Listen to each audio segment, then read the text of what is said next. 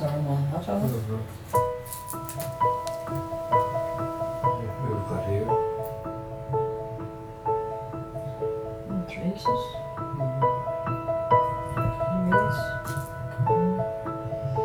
Data.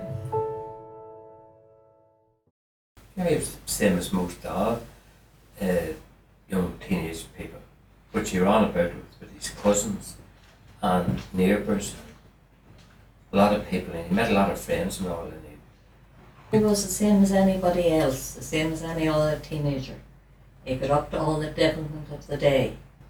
He used to go to the pub and he'd got his friends to take the police cones off the side of the road and would carry them home. And he loved football. Then he got fixed up at UCD, and then he got his own apartment, and very proud of that too. Very proud that he can go now and have a life of his own in Dublin. I think it was a very good decision because it let Garry know that he had a life beyond us. It let us know that Garry was looked after, away from us, and it gave us peace of mind.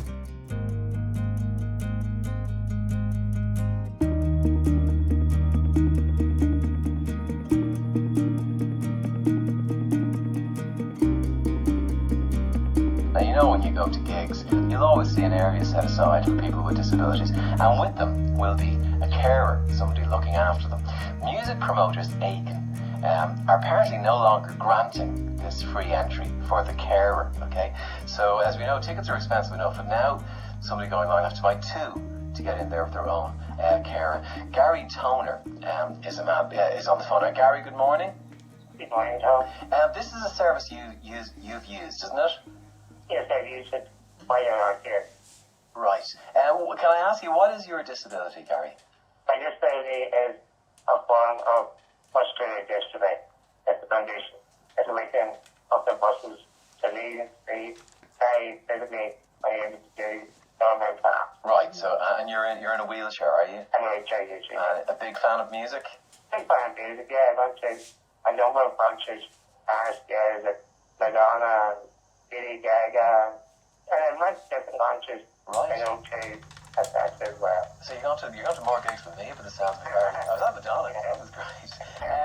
So at the moment, how do you get there? How does that work out for you? What happens? Okay, so you'll close. I just bring this up to Michael. And what things not say? The one of them? Mm-hmm.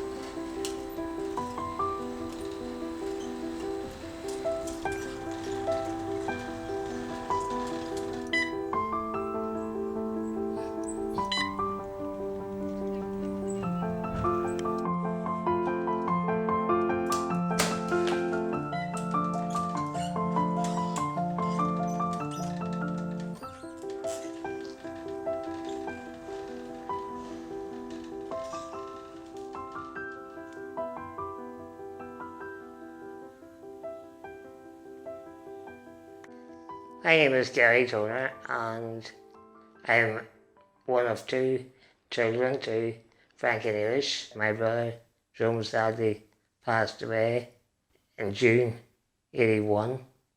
Things were different then. Having a disability, people saw you as childlike all the time. They didn't really see you as an adult. So when I was 17, 18, people still thought of you as a 8-year-old. So it was quite difficult those stages of my life. My parents were great. They always encouraged me to get on with my life and be as independent as I could. I like to go out.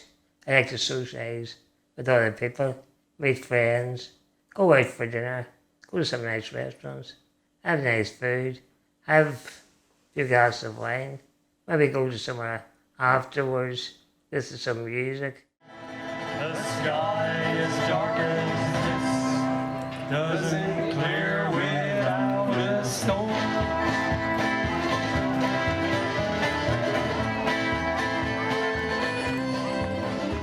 If the weather's nice, it's nice to go along the strand on Sandy Mount and just walk up and down, enjoy the sunshine, the nice weather, the sea, the fresh air, which is good.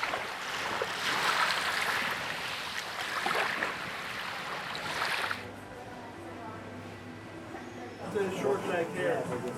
I have the regular though. I could adjust that. Yeah. Sometimes that's what the upper thing. It's for you with a tank or... You mean like the depth of the colour, is it? Yeah, yes, right. Yeah. I'll see, because if I was able to get that here for you before,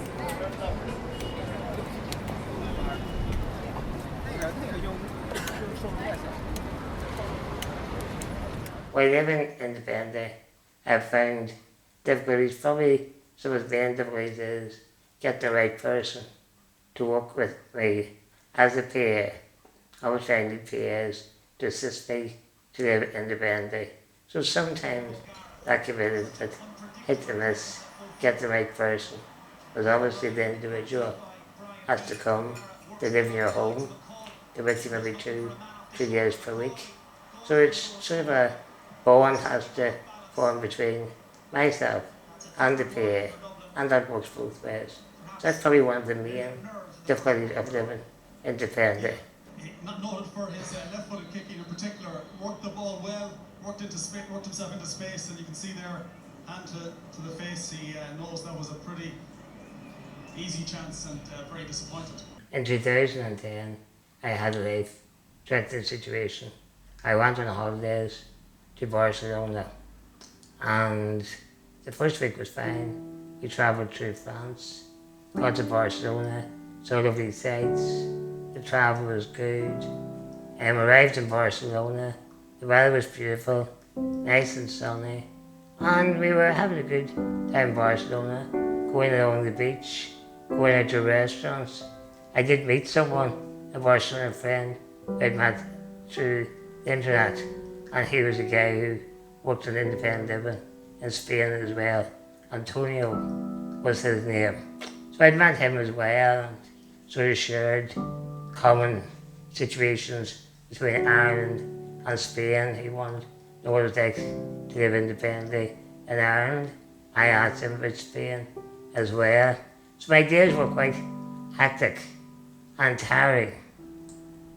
But unfortunately, on the second week, I became unwell, and I ended up in a hospital in Barcelona. At this stage, I was a life support machine, a ventilator, and I had a tracheotomy to help me breathe as well. So at that point, I was in a foreign hospital, didn't understand the language. This was a difficult period for me, and obviously it went on for quite a few weeks. But thankfully I left it behind me, moved on, and thankfully I'm healthy again. I'm back doing the normal things I did before, prior to the trip to Barcelona.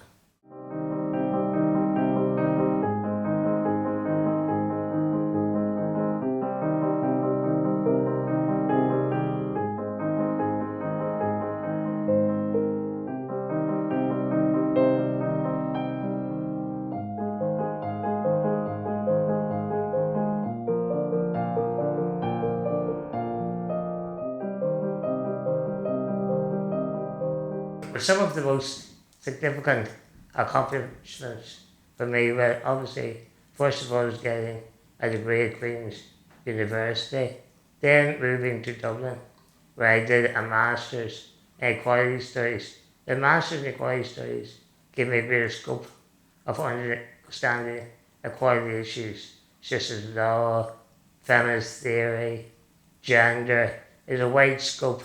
There's also disability within the equality studies, but that is just one part of the study, so it helped me understand different aspects of life.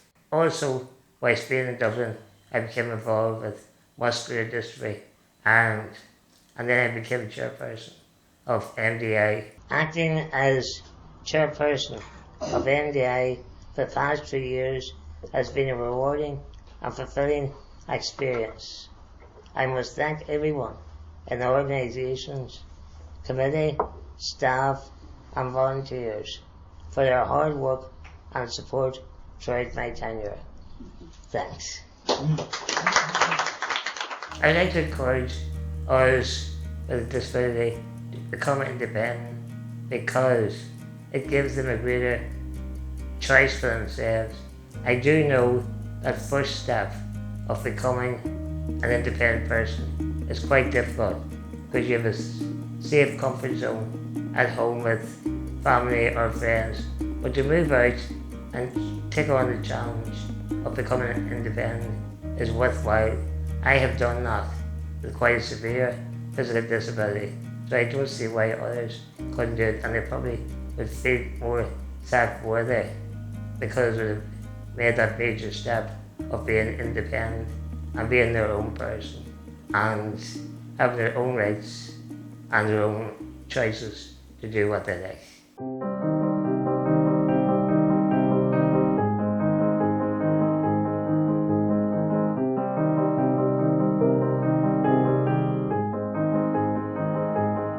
Move away from dependence to independence. Take life in your hands, take control of who you are and do what is best for you. If I can do it, you can do it as well.